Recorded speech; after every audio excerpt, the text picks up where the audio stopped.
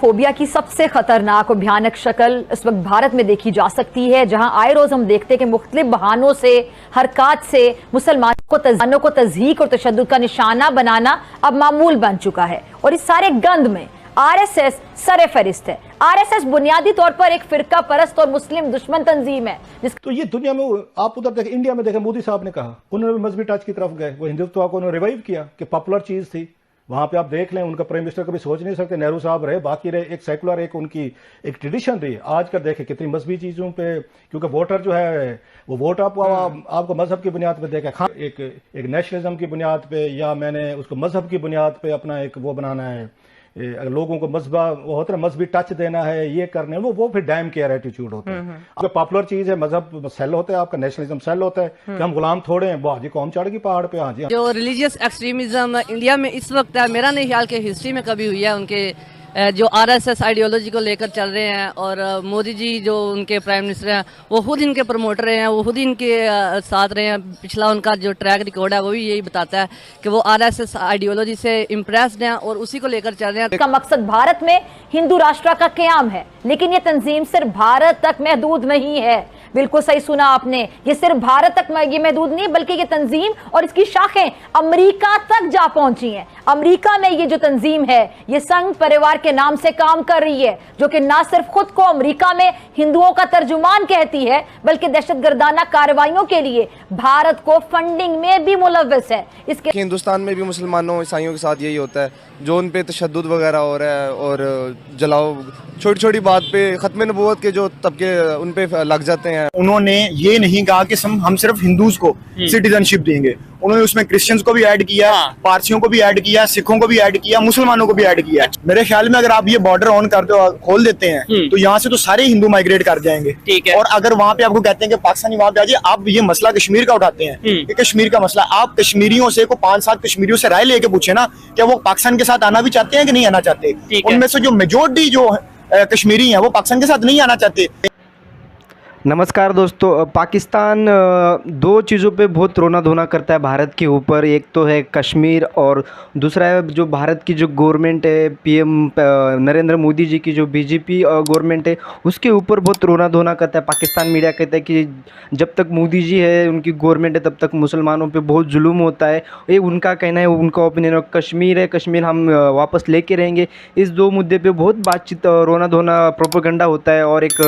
और एक खबर आई है कि जो भारत की आरएसएस संगठन है, वो जो इंडिया में पावरफुल है, लेकिन यूएसए में भी कैसी पावरफुल, जिस तरह से पावर दिखा रहे, उसके ऊपर भी पाकिस्तान मीडिया बहुत रोना धोना कर रही है। ऐसे कैसी इतनी पावर, मोदी जो तो इनके साथ है ही है, उनके उस संगठन से आए हैं। मतलब ऐसे तमाम जो भी मन में आते हैं वो बकते रहते हैं। पाकिस्तान की मीडिया बहुत ही रोना धोना चल रहा है। चलिए पाकिस्तान मीडिया क्या बोल रहा है इसके ऊपर सुनते हैं। आई होप कि आप ये वीडियो आप इंजॉय करेंगे। और एक रिक्वेस्ट है दोस्तों आपसे, आपको वीडियो में इन तक बनी रहे, वीडियो को इन तक देखते रहिए। मैं मिलूँगा आपको वीडियो के बाद।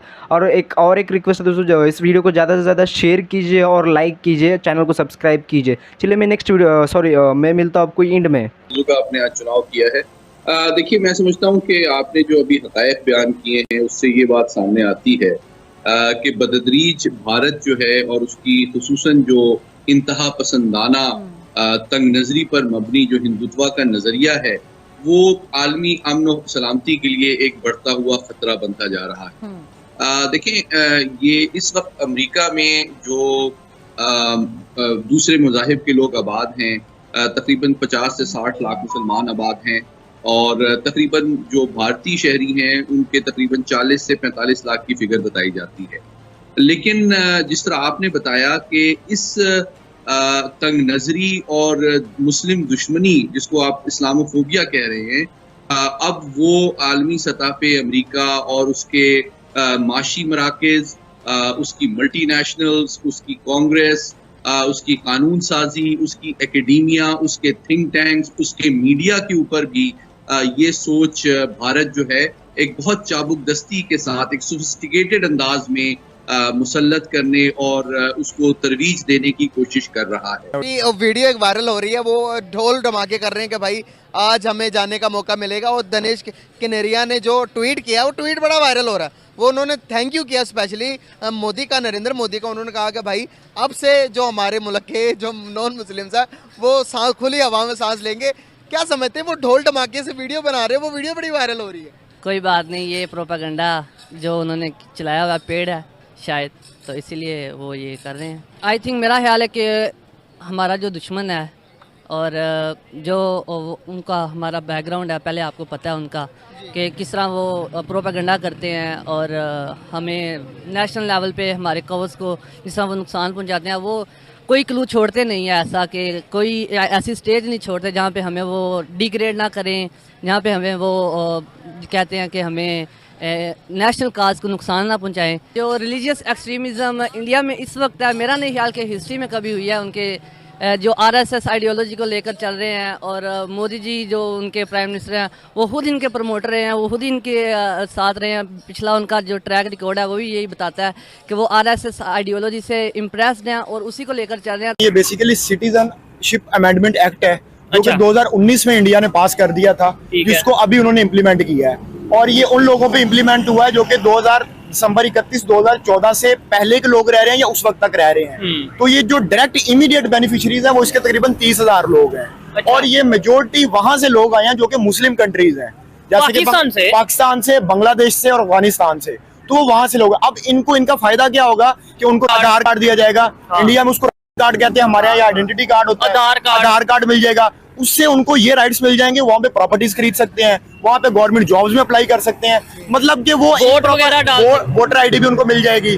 वो एक तरह के उनको प्रॉपर सिटीजनशिप बन जाएंगे। ये सबसे अच्छी बात यह है कि जो लोग वहाँ से दिसंबर 2014 से पहले तक रह रहे थे उनमें किसी में उन्होंने जो है वो फर्क नहीं किया। और दूसरा, अगर पाकिस्तान से हिंदू यहाँ से माइग्रेट करके गए हैं इंडिया, कि वो यहाँ से माइग्रेट करके गए क्यों है?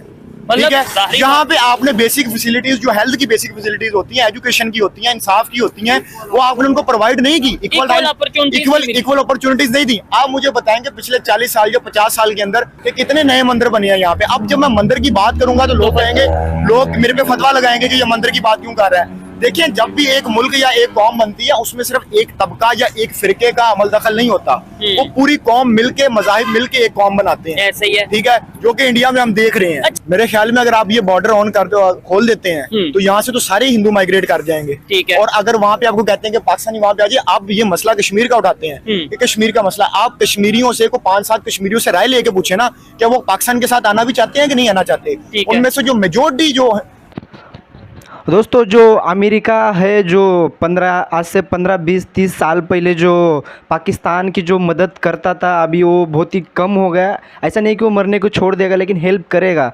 जिस तरह से भारत का जो ग्रुप है अमेरिका में, जो कम्युनिटी है, जो अमेरिका की जो पॉलिसी है ना, उस पर दबाव डाल रहा है। मतलब देखा जाए तो ऑल ओवर अमेरिका में जो इंडियन कम्युनिटी है इनकम के मामले में वो बहुत ज़्यादा अमीर भी है। इसके ऊपर भी पाकिस्तान को लग रहा है कि हम कुछ इंडिया के खिलाफ बोलेंगे तो कुछ हो पाएगा, लेकिन वैसा नहीं है। जिस तरह से इंडिया की कम्युनिटी है बहुत ही पावरफुल होते जा रही है यूएसए में। और देखा जाए तो पाकिस्तान इस टॉप 10 में भी नहीं है, इस इनकम में, इस ग्रुप में। लेकिन एक दूसरे एंगल से देखा जाए तो क्राइम में पाकिस्तान सबसे ऊपर आता है। ये पूरी दुनिया जानती है। और जो इंटरनेशनल न्यूज़ होते हैं उसके ऊपर भी आतंकी का फर्स्ट जो कंट्री होता है पाकिस्तान होता है, ऐसे कहा जाता है। फिर भी पाकिस्तान मानता नहीं है। भारत के ऊपर कुछ ना कुछ प्रतिदिन आए दिन में कुछ ना कुछ बकता रहता है, इल्ज़ाम लगाता रहता है। ऐसी छोटी मोटी बातों पे बहुत रोना धोना होता है पाकिस्तान का। आई होप कि दोस्तों आपको ये वीडियो अच्छा लगा होगा। वीडियो को लाइक कीजिए ज़्यादा से ज़्यादा और आपके दोस्तों के साथ ज़्यादा से ज़्यादा शेयर कीजिए। आपको क्या लगता है भारत की कम्युनिटी जो आरएसएस ग्रुप है उसके बारे में आपको क्या लगता है, और मोदी जी के बारे में क्या लगता है? आपका एक ओपिनियन ज़रूर छोड़ सकते हैं आप अपने कमेंट बॉक्स में। और आपको एक रिक्वेस्ट है, चैनल को अभी सब्सक्राइब कीजिए और बेल आइकन दबा दीजिए ताकि हमारा वीडियो आपके पास सबसे पहले आए। आज के वीडियो में बस इतना ही। तब तक के लिए जय हिंद दोस्तों।